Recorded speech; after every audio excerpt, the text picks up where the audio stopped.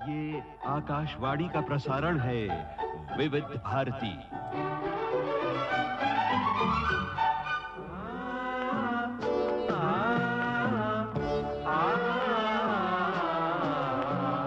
संगीत सरिता।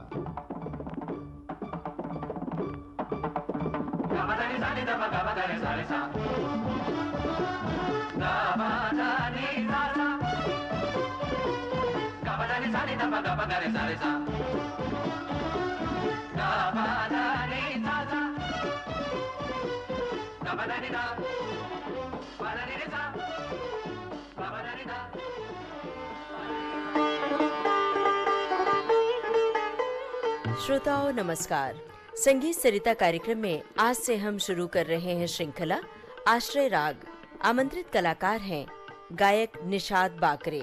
आपसे बातचीत की है जयंत पात्रिकर ने। तो आइए आज सुने इस श्रृंखला की पहली कड़ी। नमस्कार। संगीत सरिता के सुधी श्रोताओं का स्वागत है।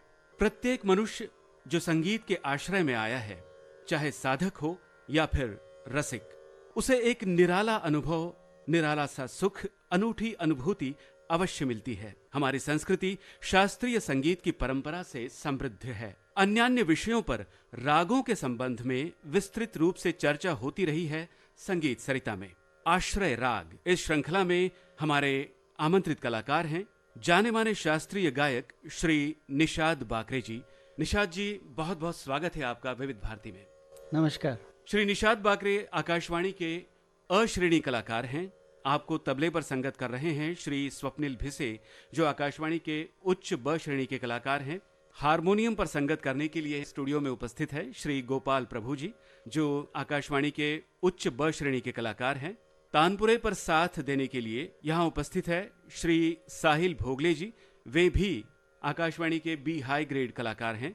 और उनके साथ तानपुरे पर संगत करने वाले कलाकार हैं श्री ईशान मुड़े जी। आप सभी साथी कलाकारों का स्टूडियो में बहुत बहुत स्वागत है। निषाद जी, आश्रय राग ये श्रृंखला का शीर्षक जो है, सबसे पहले तो उसके बारे में हम जानेंगे, चर्चा करेंगे, मगर उससे भी पहले हम आपसे आपके गुरुओं के बारे में जानना चाहेंगे। आपकी शिक्षा दीक्षा कहाँ हुई? शुरू में तो मेरे पिताजी श्री सदाशिव बाकरे, तो उनके पास सीखा। और सामने से सीखना तो एक बात होती है, दूसरी चर्चाएं बहुत होती थी घर पे हमेशा संगीत के बारे में, शास्त्रीय संगीत के बारे में जी। तो उस तरह से मेरी शुरुआत हुई। लेकिन फिर मेरे पिताजी एक कंपनी में काम करते थे जी। तो वो फुल टाइम प्रोफेशनल म्यूजिशियन नहीं थे, तो स्टेज परफॉर्मेंस की तालीम मुझे मिले इस नज़रिए से डॉक्टर राम देशपांडे जी, उनके पास वो मुझे लेके गए। मेरी करीब करीब 12-13 साल शिक्षा हुई वहाँ पे। और उनके यहाँ ग्वालियर, आगरा और जयपुर, इन तीनों घरानों की तालीम मुझे मिली। जी जी। मेरे पिताजी पंडित दिनकर कैकणी जी के शिष्य हैं। वाह। तो कैकणी जी का गाना काफ़ी हद तक घर पे पहले से था। तो ये सारे साल गुजरने के बाद थोड़ा ऐसे मालूमात हुआ कि कुछ और लेना चाहिए जो घर पे ही है। तो मैं कैकणी जी के पास गया राम जी की आज्ञा से जी। और उनके पास एक 4-5 साल मैं सीखा उनके अंतिम दिनों तक। फिर उनके देहांत के बाद मैं पंडित मधुकर जोशी जी इनके पास और डॉक्टर अरुण द्रविड़ जी, इनके पास मैंने कुछ दिनों तक तालीम ली। कुछ समय के बाद पंडित उल्लास जी कशालकर, उनका मेरा हमेशा से संबंध रहा है। मैं उनके साथ काफ़ी तानपुरे की संगत करता था जी, यंग एज से काफ़ी। तो जब वो यहाँ पे पूना में आए तो मैंने उनके पास भी तालीम हासिल की। वाह। अब अपनी श्रृंखला की ओर, उसके शीर्षक की ओर बढ़ते हैं। जरूर। आश्रय राग, ये जो शीर्षक है हमारी श्रृंखला का, पहले तो हमें ये समझाइए कि आश्रय राग क्या होते हैं। हमारा जो भारतीय राग संगीत है, खास तौर पे ये सारे जो राग हैं जी, तो उनमें कुछ ऐसे राग हैं जिनकी कुछ गुण उनमें समान है। सुर तो समान है जी, वो तो काफी हम देख भी सकते हैं, लेकिन सुरों के अलावा स्वराकृति हम बोलते हैं जिनको। स्वराकृति मतलब कोई भी कला हम जब देखते हैं तो आकृति जरूरी होती है। आकृति जब होती है तो हम उसमें कला देखना शुरू करते हैं। तो वैसे ही स्वरों के समूह से एक आकृति बनती है। खास तौर पे कुछ राग ऐसे हैं जिनमें ये आकृतियां समान हैं, तो उनको एक वर्ग में डाला गया। फिर समझ में आने लगा कि जैसे ये एक हाँ। रागों की एक फैमिली है। अच्छा। जैसे एक फैमिली होती है, उनमें कुछ फीचर्स समान होते हैं। हाँ। तो जैसे उसमें समानता है, वैसे इन रागों में समानता दिखाई पड़ती है। ओहो। मतलब हम मानते हैं कि पहले जो 6 राग और उनकी 36 रागिणियाँ, जी। ये एक्चुअली पृथ्वी पर आए थे मनुष्य के रूप में। अच्छा। हाँ, तो उस तरह से ये बढ़ता गया है। तो इसीलिए संगीत का उनका रूप है, जी। उसमें भी हमको ये कॉमन फीचर्स दिखाई देते हैं। तो ये जब कॉमन फीचर्स एक फैमिली के तौर पर हम देखते हैं, तो उनको ठाट बोला गया है। अच्छा। तो ठाट में एक ही स्वर के राग भी है और एक ही स्वराकृति के या जी, सेम फीचर्स के राग हैं। हम्म। तो ऐसे हमारे पास 10 ठाट बताए गए हैं। अच्छा। और हर एक ठाट का एक पेरेंट राग, जैसे जनक राग पहले कहते थे और अभी आश्रय राग हम उसको कहते हैं।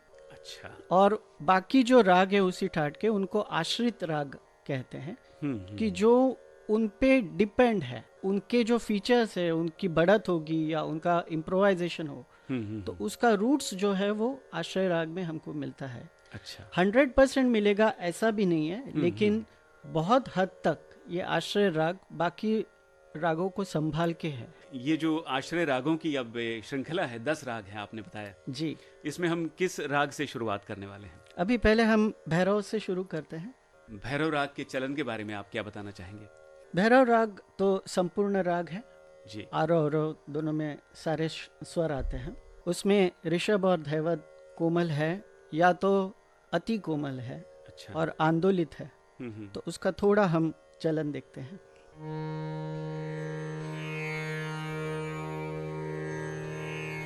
ग मरे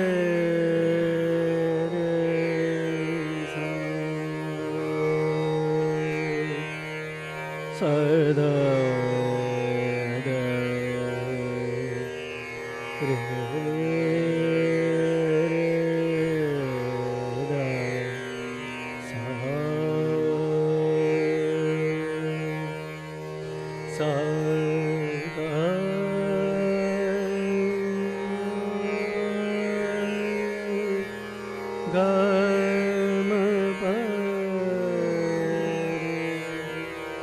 रे ग म प रे म रे ग रे सा द सा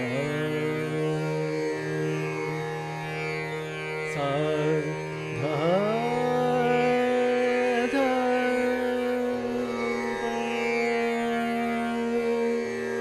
धा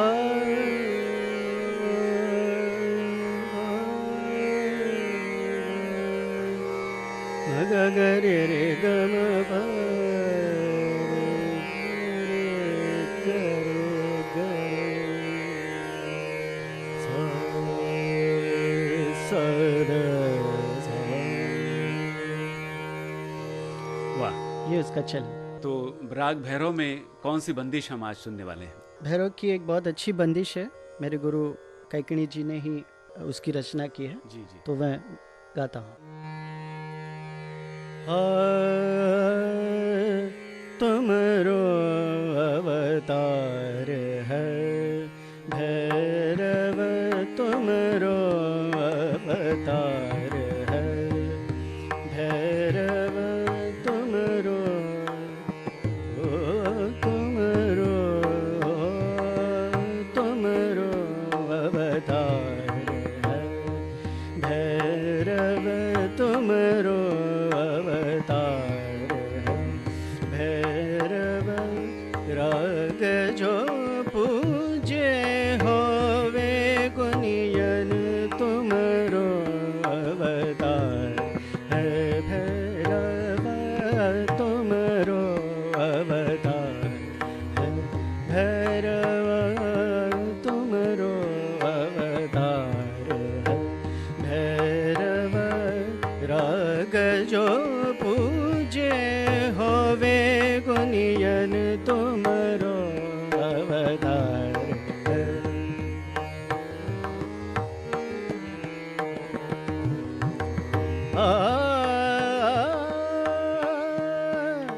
सुरलय छंद ताल की माला, सुरलय छंद ताल की,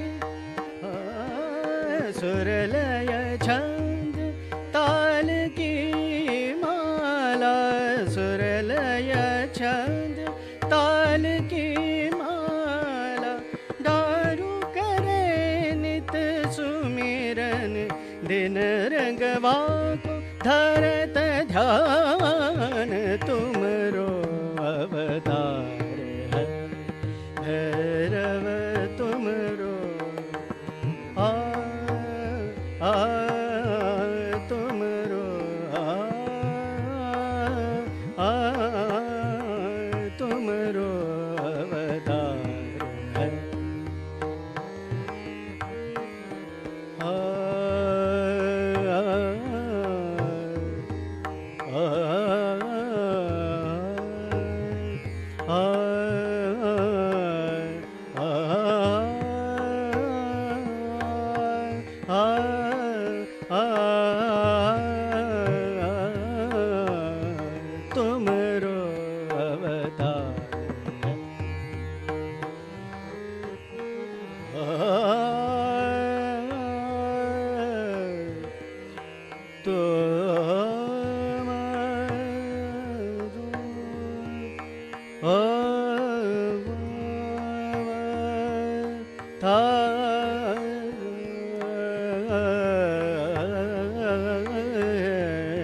तुमरो अवतार तुमरो अवतार है भैरव तुमरो,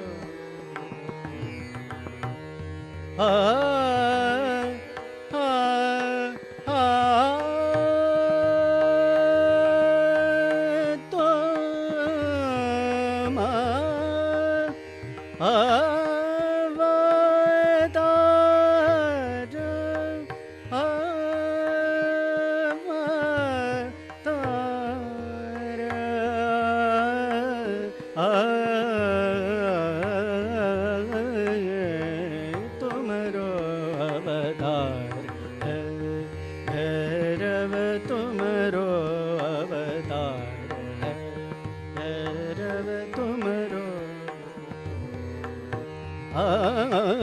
तुमरो तुमरो तुमरो अवतार है।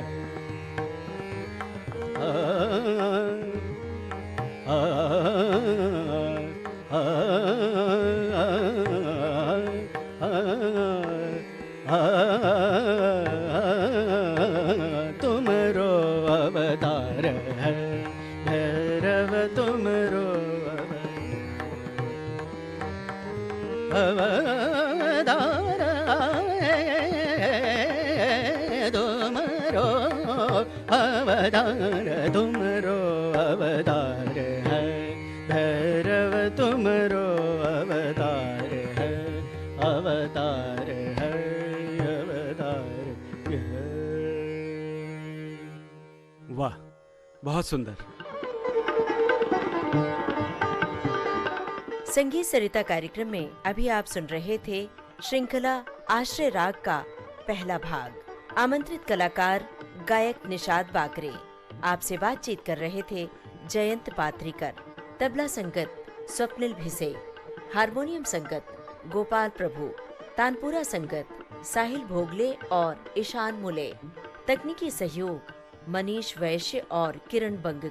विविध भारती की ओर से इस कार्यक्रम की प्रस्तुतकर्ता अनुश्री पाठक।